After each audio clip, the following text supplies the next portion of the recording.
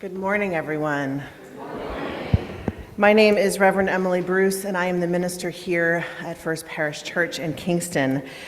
So welcome, whether you were joining us here in person or you were on Zoom. Everybody wave to the Zoom folks, hi! Or maybe you're watching this later in time on YouTube. So if you are, you're part of this too. I want to thank you all for being here. It is so good and necessary that we are together this morning. As Unitarian Universalists, we are a people of diverse beliefs, but we share a common faith, a faith that every single person is worthy of love, a faith that what we do in and for our world today matters, and a faith that we are connected by an interdependent web to each other and to our earth home. So whoever you are, whomever you love, however you make sense of this world around us today, please know that you are welcome to be with us in worship this morning. And folks, it has been a difficult week. Yeah, I know I don't need to tell you that. The election outcome provided a few moments of celebration at the local and state level, but that was, for many, completely overshadowed by the national results. Many of us, I know, are shocked, angry, and completely disillusioned. Many of us are afraid. In fact, I think terrified might be a better word for the future of our country, the future of our human rights, the future of our environment, and so much more. All of those feelings, all of those concerns, all of that is welcome here in this space today. Now, as a brief caveat, I'm not going to assume that it was a tough week for everybody. So if you got what you wanted out of this week's election, all I'm going to say is that I'm going to ask you for all the compassion and sensitivity and perspective that you can muster for the vast majority of the people that are sitting around you this morning. And thank you in advance for understanding that while you may be celebrating, so many others are not today. There will be time to analyze what happened. There will be time for those that want it to crunch numbers and analyze data. And there will be time, indeed, in this congregation. I can tell you we are going to be spending lots of time talking about resistance. Talking about how to continue the work for change, how to dig deeper into our efforts to create the world of justice and peace that we want, especially now that vision is under direct and seemingly menacing threat. We have always been doing that work, and we will not stop now because it is more crucial now than it ever has been before. But first, before we do all of that, we need to be present to ourselves and we need to be present to each other. Today is a day for reckoning with our grief. Today is a day for being in community with each other. Today is a day for reinforcing the bonds of love and support that we share in this community. Today we are here to remind ourselves that we are not alone. We are not alone. Our service today will include words of comfort, words of hope, and hopefully inspiration.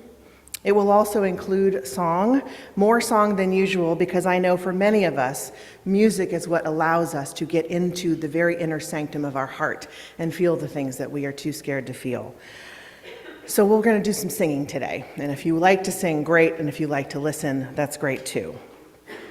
If you're visiting us today, if you were drawn here seeking some kind of comfort and solidarity in the midst of this week's events, please know that you are welcome to be with us here this morning. We hope you know that you too are part of this circle of love and support that we create here at First Parish, and we are holding you with us in this circle this morning.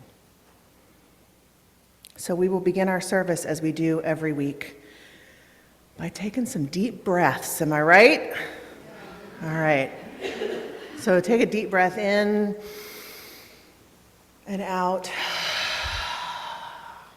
Again, in and out. Do that as much as you need. Try as much as you can to relax. Silence your cell phones, please. Put your phone away. If it helps, just close your eyes and listen to my voice for the next 30 seconds or so. And just try to imagine yourself letting go wherever and however you can of the muscles in your neck and your jaw and your forehead, all of those brows that have been furrowed all week, all of those hands that have been clenched all week. Just try to let go for a moment. Take another deep breath in and out. And keep doing that as much as you need. I want to hear those sighs all throughout worship today. Our service will begin with lighting our chalice, which is the symbol of our Unitarian Universalist faith. The flaming chalice was first used by the Unitarian Service Committee as a symbol of life-saving refuge for people fleeing persecution in Europe during World War II. Did you guys know that? Did everybody know that? No. Yeah. That was the symbol that there was safety, a safe house and safe escape from persecution during World War II. So, as we light our chalice this morning, we invoke the love that called people to put their own lives at risk in order to save others. And we pray that we may be vessels of life-saving welcome in our world today, too. Is there a volunteer who would like to come light the chalice while our worship associate shares some chalice lighting words? Anyone? Karen? Oh, there's multiple. That's all right. Next time. Come on up, Karen.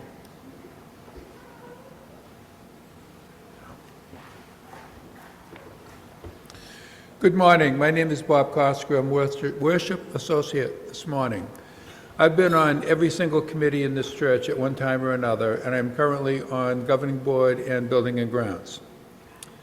This morning, we light our chalice with these words from Reverend Albert Ethelred Brown, a Black Unitarian minister ordained in 1912.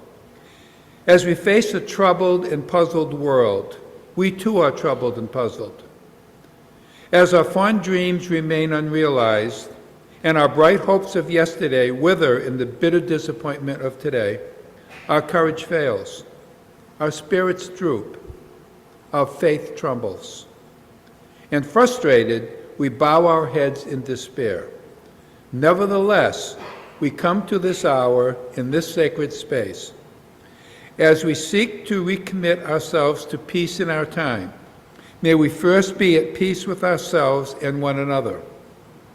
May we know that without love, there will never be peace. Teach us, therefore, to love. I invite you to rise in body or in spirit for our opening hymn, number 34, Though I May Speak with Bravest Fire, in the gray hymnal.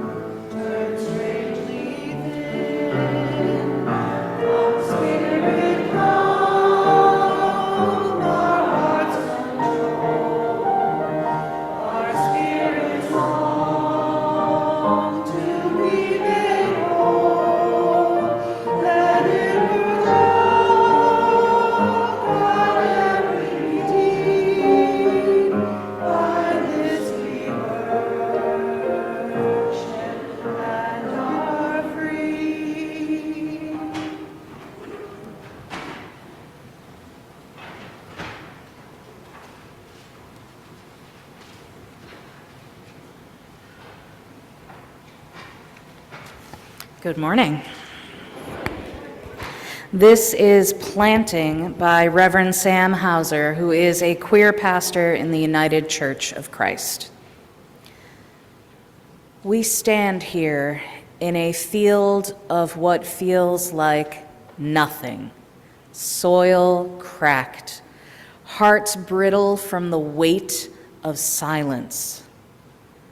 But I've seen hands like yours, trembling, unsure, press seeds into this ground, even when it seemed impossible.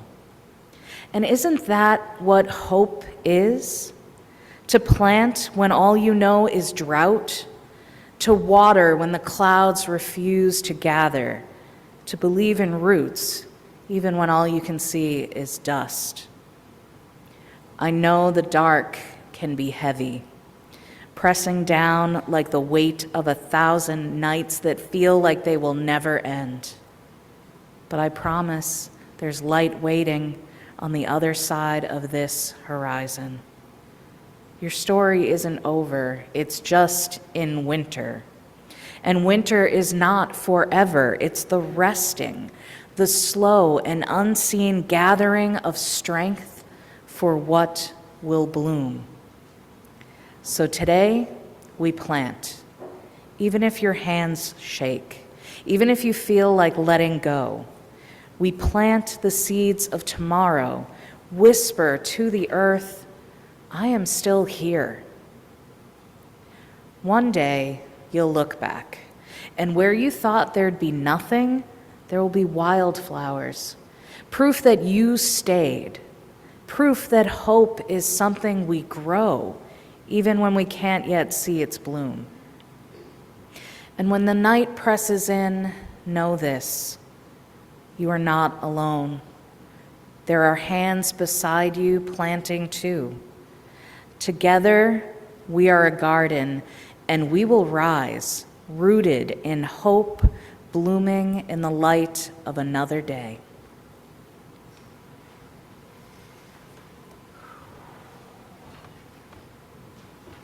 Thank you, Amanda. We're now going to have a song that is very, very dear to my heart. I'm so grateful to Paula Fisher for singing for us today. This song is called Crowded Table, and it's originally written and performed by a powerhouse group of women called the High Women. Who's heard of the High Women? They're awesome. You should learn all about them. And I hope, it is my prayer that its lyrics will speak to us about how important it is to be inclusive and how important it is to cultivate a world that we can love and support each other. So this is Crowded Table by the High Women.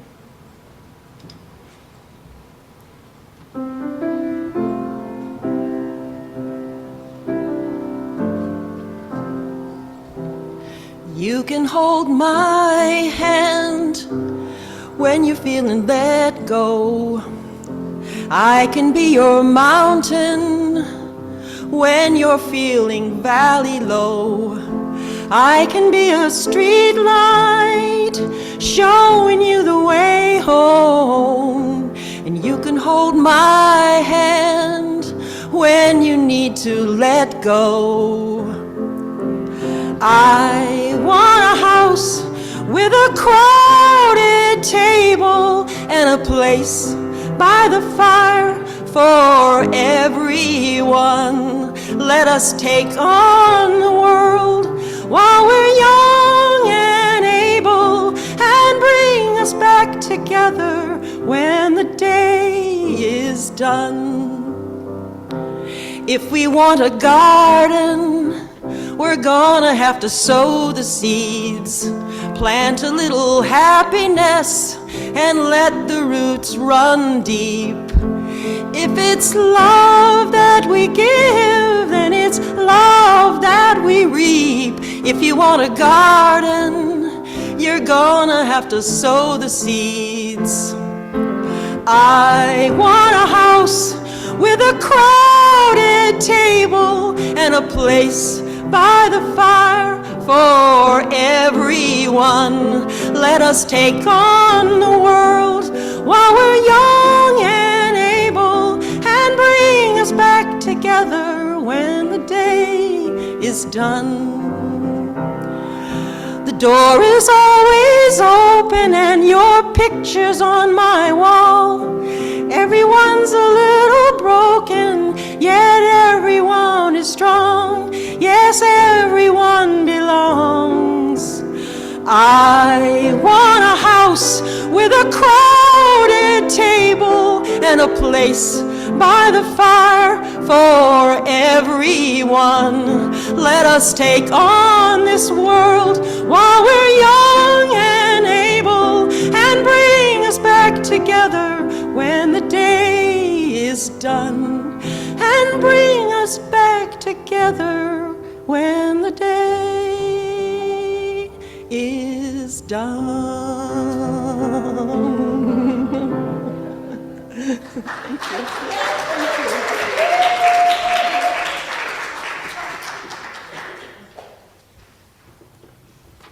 Great, and I got to follow that. By the way, this might reference something I said last week, and most of you were here, so you'll get it. When you're going back across the street to get your coffee at coffee hour, please walk through the leaves. There are huge piles of dry leaves. It's the perfect opportunity to shove your feet through the leaves and let all of your frustrations and anger go with it. Trust me, it works. I came in this morning, and by the time I got in the front door, I had a smile on my face. It does. It really does. This is Praise Song for the Day, written by Elizabeth Alexander, an American poet, writer, and scholar. This poem was recited by the author on January 20th, 2009 inauguration of President Barack Obama. Each day we go about our business, walking past each other, catching each other's eyes or not, about to speak or speaking. All about us is noise. All about us is noise and bramble and thorn and din, and each one of our ancestors on our tongues. Someone is stitching up a hem, donning a hole in a uniform, patching a tire, repairing the things in need of repair. Someone is trying to make music somewhere, with a pair of wooden spoons on an oil drum, with cello, boombox, harmonica, voice. A woman and her son wait for a bus. A farmer considers the changing sky. A teacher says, "Take out your pencils, begin." We encounter each other in words, words spiny or smooth, whispered or disclaimed, words to consider, reconsider. We cross dirt roads and highways that mark the will of someone and then others who said, "I need to see what's on the other side. I know there's something better down the road. We need to find a place where we are safe." We walk into that which we cannot see. Yet, say it plain, that many have died for this day. Sing the names of the dead who brought us here, who laid the train tracks, raised the bridges, picked the cotton and lettuce, built the brick by brick the glittering edifices that would then keep clean and work inside of. Praise song for struggle, praise song for the day. Praise song for every hand-lettered sign, the figuring it out at the kitchen tables. Some live by love thy neighbor as thyself, others by first do no harm, or take no more than you need. What if the mightiest word is love? Love beyond marital, filial, national, love that casts a widening pool of light, love with no need to preempt grievances. In today's sharp sparkle, this autumn air, anything can be made, any sentence begun. On the brink, on the brim, on the cusp, praise song for walking forward in that light.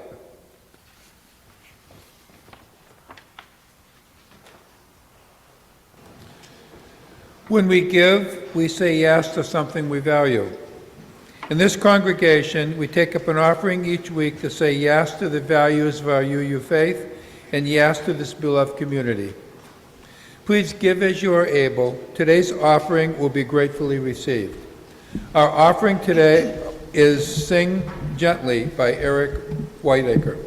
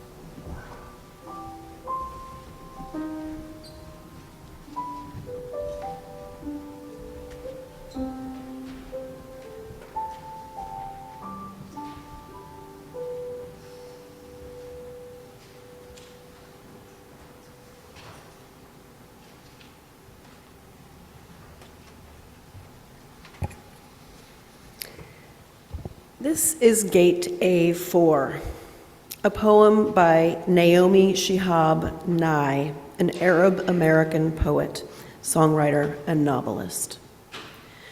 Wandering around the Albuquerque airport terminal, after learning my flight had been delayed 4 hours, I heard an announcement.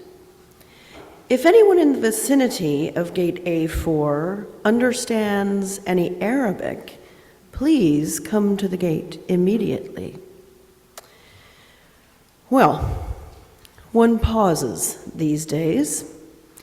Gate A4 was my own gate. I went there.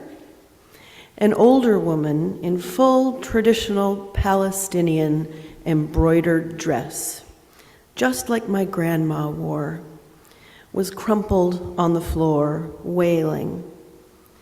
"Help," said the flight attendant. "Talk to her. What is her problem?"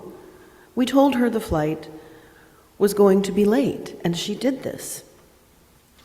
I stooped to put my arm around the woman and spoke a few words haltingly in Arabic. The minute she heard any words she knew, however poorly used, she stopped crying. She thought the flight had been canceled entirely. She needed to be in El Paso for major medical treatment the next day. I said, "No, we're fine. You'll get there, just later. Who is picking you up? Let's call him." We called her son. I spoke with him in English. I told him I would stay with his mother till we got on the plane and ride next to her. She talked to him. Then we called her other sons, just for the fun of it. Then we called my dad, and he and she spoke for a while in Arabic, and found out, of course, they had 10 shared friends. Then I thought, just for the heck of it, why not call up some Palestinian poets I know and let them chat with her? This all took up 2 hours. She was laughing a lot by then, telling of her life, patting my knee, answering questions. She had pulled out a sack of homemade mamoul cookies, little powdered sugar crumbly mounds stuffed with dates and nuts, from her bag, and was offering them to all the women at the gate. To my amazement, not a single woman declined one. It was like a sacrament. The traveler from Argentina, the mom from California, the lovely woman from Laredo. We were all covered with the same powdered sugar and smiling. There is no better cookie. And then the airline broke out free apple juice from huge coolers, and 2 little girls from our flight ran around serving it. And they were covered with powdered sugar too. And I noticed my new best friend, by now we were holding hands, had a potted plant poking out of her bag, some medicinal thing with green furry leaves. Such an old country tradition, always carry a plant, always stay rooted to somewhere. And I looked around that gate of late and weary ones, and I thought, this is the world I want to live in. The shared world. Not a single person in that gate, once the crying of confusion stopped, seemed apprehensive about any other person. This can still happen anywhere. Not everything is lost.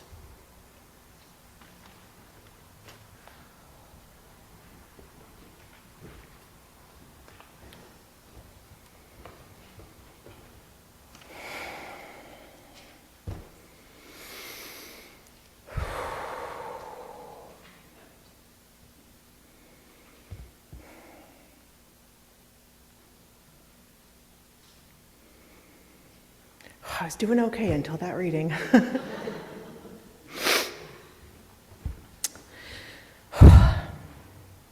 Not everything is lost.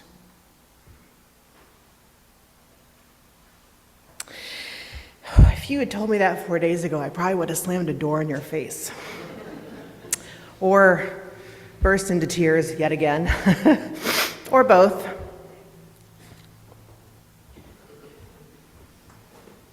Just have a feeling I'm going to need this.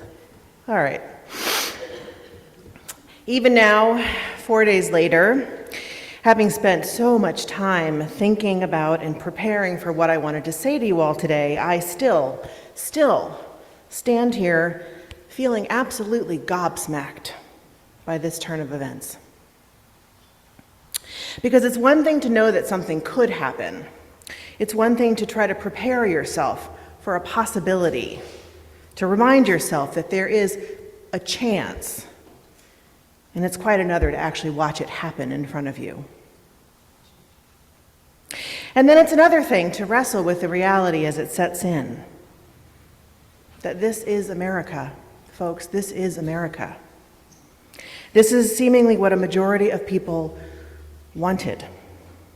That this is who my neighbors and maybe my family and maybe some of my friends said yes to. Said, yeah, that's the one that could do the best job. So go ahead and insert all the four-letter words here. I'm not going to say them from this pulpit, but I don't think I need to. Now, we may be on different places of the processing spectrum, so I just want to name the sorrow, the rage, the disbelief, the fear. I hold all of it in my tender heart today as you hold it in yours. And more importantly, I honor all of those feelings, every single one of them. Because sorrow and anger and fear are reminders, or can be reminders, of what we love, of what we care about, of what we're willing to fight for. These charged feelings that are coursing through all of us right now tell us that we are alive, that they point us to the touchstones around which we build our values, our hopes, our dreams, and our very lives. So, my friends, your rage is sacred, and your fear is holy. Whatever you do, don't push them away. Give them a place at your table right now. And breathe, as I'm going to do right now. Breathe. If you do nothing else in these fraught days, breathe. The time will come. I promise you the time will come when we talk about fighting back. The days of learning how to resist tyranny, the days of educating ourselves with our ancestors' stories of anti-fascism efforts, they will come in time. We know they will. But now is when we need to draw close to each other. Now is when we need to build up our communal fire, and now is when we need to replenish our spirits. I've been doing some reading this week, not of the news, but other things, articles about how to find emotional grounding in the midst of sudden grief, how to survive and recover from a communal trauma. Many of these articles had the same kind of advice. Two things, in fact. The first is this: do not push your feelings away. Now, I know I stand up here a lot and ask you all to feel your feelings. It's pretty regular that I ask you to feel your feelings, and I mean it. And I mean it now more than ever. Grief doesn't just go away on its own. Anger and fear don't just melt. As some wise person once told me, you gotta feel it to heal it. And that includes taking time to breathe, because we're all super activated right now. We're all jacked up on the shock and the rage and the anxiety and everything else. So our bodies are in overdrive, trying to process all of that adrenaline. Have you felt it? You felt it. We can't stay here, of course. We need to be able to move forward eventually, but the only way out of this part, my friends, is by going through it. You have to feel it. You have to feel it. And the best way to slow ourselves down so that we can try to feel all of these feelings we don't want to feel is to breathe. Deep, long breaths. That's what calms our fight or flight symptoms, also known as the sympathetic nervous system. And deep breaths nudge our parasympathetic nervous system into action, which calms our heartbeat, which regulates our blood pressure, which calms down our jittery nerves and our jumpy stomachs. So that's thing one. Feel your feelings by trying to breathe and slow down. And I know we all want to skip this part, but you can't. You just can't. For your own sake, take time to breathe. And the second thing is this: do not isolate yourself. The worst thing you can do right now is to be alone with your feelings. Now, you already know this to some extent, or you wouldn't be here today, so good on you. But find your people. Find the ones you feel safe with, the ones you trust, the ones who make you feel less afraid and more glad to be alive. Find your people. The more of them, the better. and spend time with them, talk with them, share your feelings with them. Because what our adversaries want more than anything else is for us to feel afraid and for us to feel alone. So no matter how you cope first with feelings of fear and feelings of isolation. Recognize them and work to address them however you can because, and this is the most important part, fear and isolation are breeding grounds for disconnect, apathy, and cynicism. And the very last things we want to be experiencing right now are disconnect, apathy, and cynicism. So find your people, be with them, share with them. And if you can't find them, call me. I'll sit with you as long as you want, I promise. I'm your people, even if you have nobody else. I know so many of you are asking yourselves and others how this could have happened. So many of you felt the joy and the inspiration of the campaign and were so sure that our immediate future was very, very bright. I did too. So to reckon with the truth that somehow so many voted the other way feels somewhat incomprehensible. How could we not see it coming? Maybe some of us did. I didn't. I really, truly didn't. In our faith, as you know, we honor the inherent worth and dignity of every person, though I am sure not all of you did that this week in your heart of hearts. Am I right? But here's something I ask of you. Do not let your hearts harden. Do not devolve into reflecting back the prejudice and the intolerance that you see and hear. Of all the many reasons that this happened, one of the chief ones, in my opinion, is the rampant and destructive dehumanization of our fellow human beings. The racism, the xenophobia, the transphobia, the misogyny that has been on display is devastating and dangerous. And I know some of you feel this danger as a direct threat against your very life and the lives of those that you love. My heart blazes with righteous anger for the ways that so many have made you feel unsafe, for the permission granted by malicious thugs posing as our leaders to threaten you.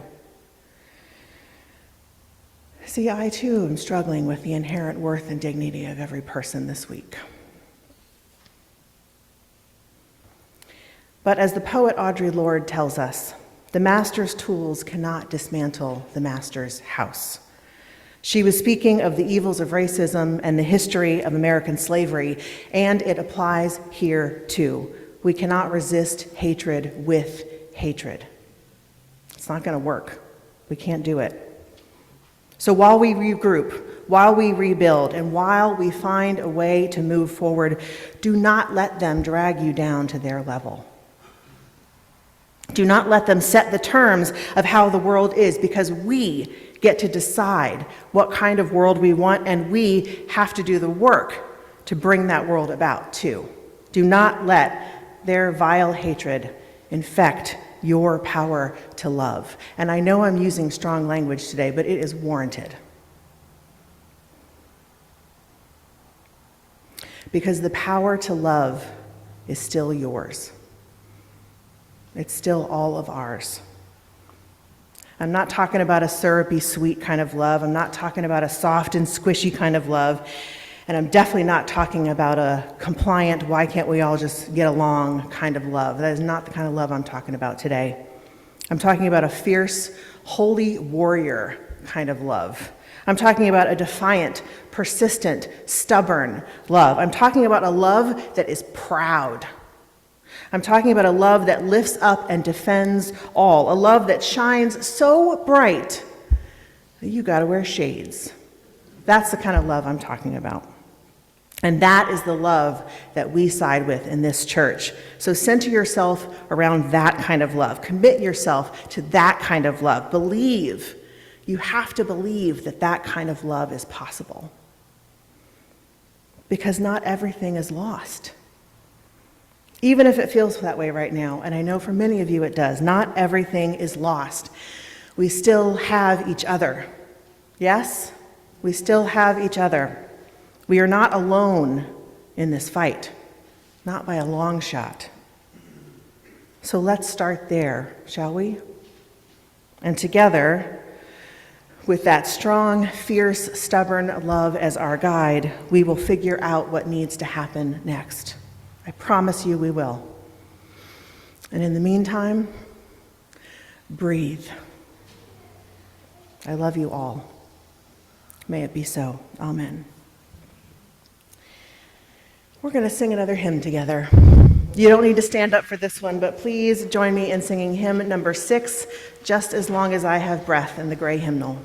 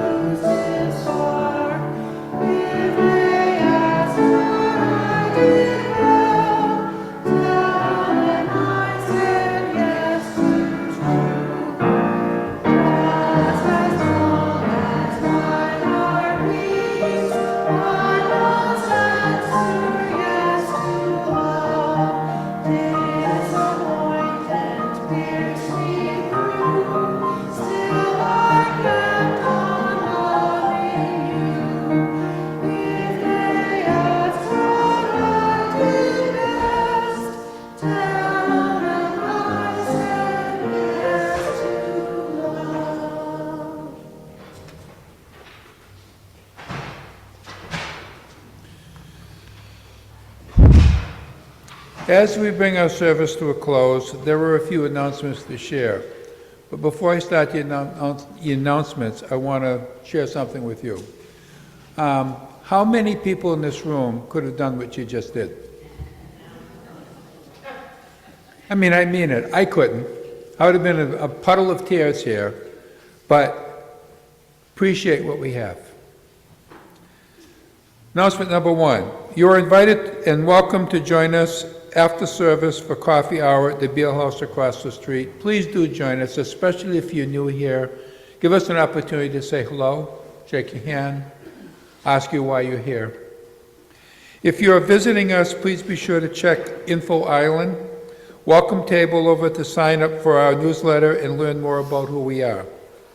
2, our monthly contemplative service series continues this coming Wednesday, November 13th, at 5:30 here in the Meeting House. If you've never been here, come to one. You really appreciate the calmness and the peace. The theme for this month's service is Finding Stable Ground. All are welcome to join for 30 minutes of prayer, music, and silence.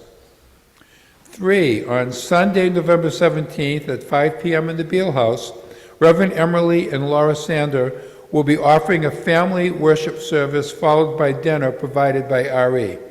This is an all-age service and a great way to engage with the kids and families in our community. Check the newsletter for the link to register. 4, our Silver Bells Fair is coming up on Saturday, December 7th, and we need volunteers, especially on Friday, December 6th for setup. Please don't just show up, please sign up, because the people running this panic every year because not enough people sign up, then people show up. Please sign up, let them sleep the night before. See the sign-up board in Info Island or talk to Deb Hurley if you have any questions. Now please, rise in body or in spirit for our closing hymn, Love Will Guide Us, number 131 in the gray hymnal.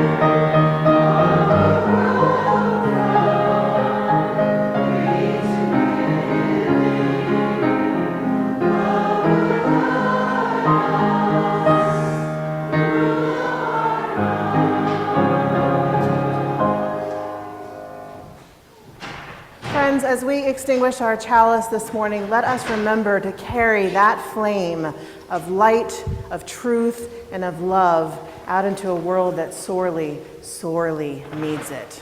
So go in peace with love for yourselves and each other. Amen.